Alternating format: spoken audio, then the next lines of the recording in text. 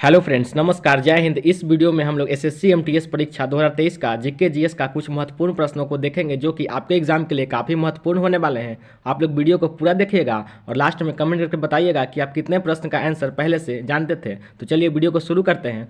तो देखिए, पहला प्रश्न क्या पूछा गया है। मनुष्य ने सर्वप्रथम किस धातु का प्रयोग किया। मनुष्य ने सर्वप्रथम किस धातु का प्रयोग किया, तो तांबा का प्रयोग किया। इसका सही आंसर होगा तांबा। उसके बाद चलिए अगला प्रश्न देखते हैं। अगला प्रश्न है, भारत का भूगोल नामक पुस्तक किसने लिखी। भारत का भूगोल नामक पुस्तक जो है किसने लिखी, आंसर होगा टॉलमी ने लिखी। उसके बाद अगला प्रश्न देखते हैं। अगला प्रश्न है, सुभाष चंद्र बोस का सर्वप्रथम नेताजी किसने कहा, यानी कि सुभाष चंद्र बोस को सर्वप्रथम नेताजी किसने कहा, ये बताना है। तो इसका आंसर होगा एडोल्फ हिटलर ने कहा। उसके बाद चलिए अगला प्रश्न की ओर बढ़ते हैं। तो अगला प्रश्न है, महात्मा गांधी को अधगंगा फकीर किसने कहा था। महात्मा गांधी को अधगंगा फकीर किसने कहा था, इसका आंसर होगा चर्चिल ने कहा था। उसके बाद चलिए अगला प्रश्न देखते हैं। वल्लभ भाई पटेल को सरदार की उपाधि किस आंदोलन के बाद प्रदान की गई थी। वल्लभ भाई पटेल को सरदार की उपाधि जो है किस आंदोलन के बाद प्रदान की थी, इसका सही आंसर होगा बारदौली सत्याग्रह। उसके बाद चलिए अगला प्रश्न देखते हैं। तो अगला प्रश्न है, जय हिंद का नारा किसने दिया था। जय हिंद का नारा किसने दिया था, ये आपको बताना है। इसका आंसर होगा सुभाष चंद्र बोस ने दिया था। तो देखिए अगला प्रश्न क्या है, भारत को तलवार के बल पर विजित किया गया है और तलवार के बल ही इसकी रक्षा की जाएगी, यह कथन है। यह कथन किसका है, तो यह कथन है लॉर्ड एल्गिन का। उसके बाद चलिए अगला प्रश्न देखते हैं।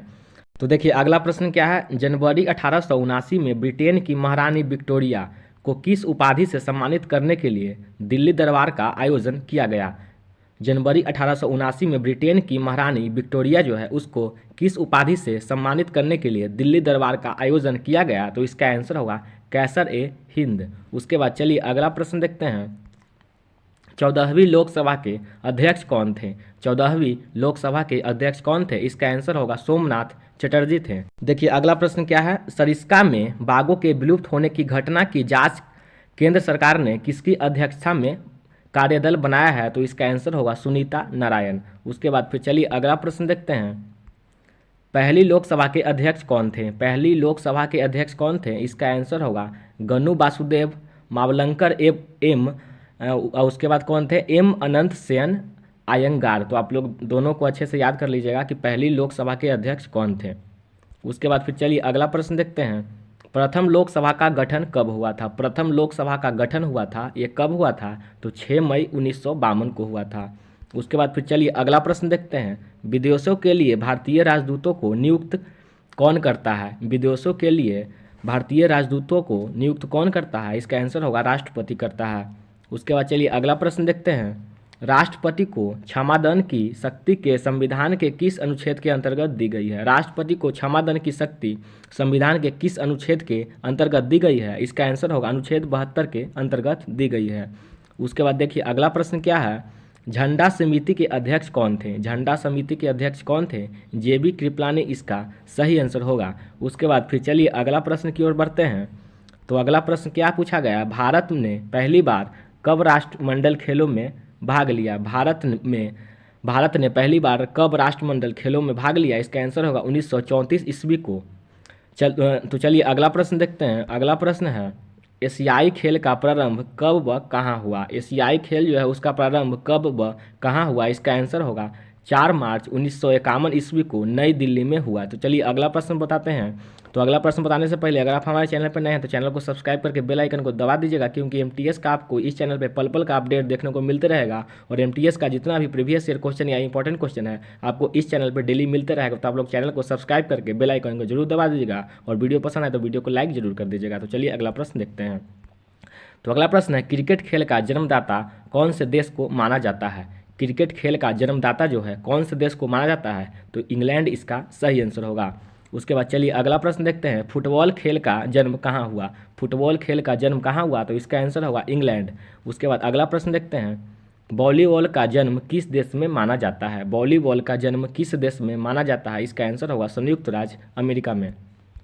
उसके बाद फिर अगला प्रश्न देखते हैं। आधुनिक गोल्फ की सर्वप्रथम शुरुआत कहाँ हुई, तो इसका आंसर होगा स्कॉटलैंड में हुई।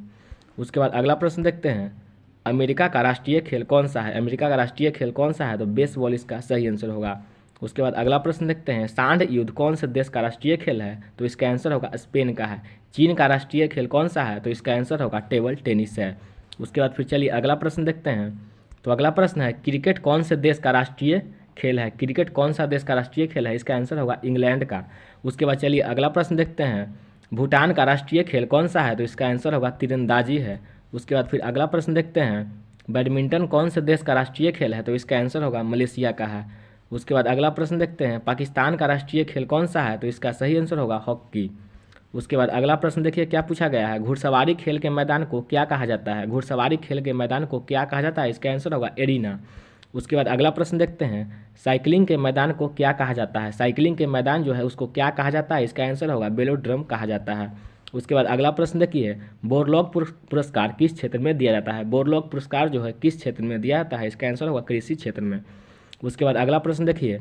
व्यास सम्मान का संबंध किस क्षेत्र से है? व्यास सम्मान जो है उसका संबंध किस क्षेत्र से है? साहित्य क्षेत्र इसका आंसर होगा।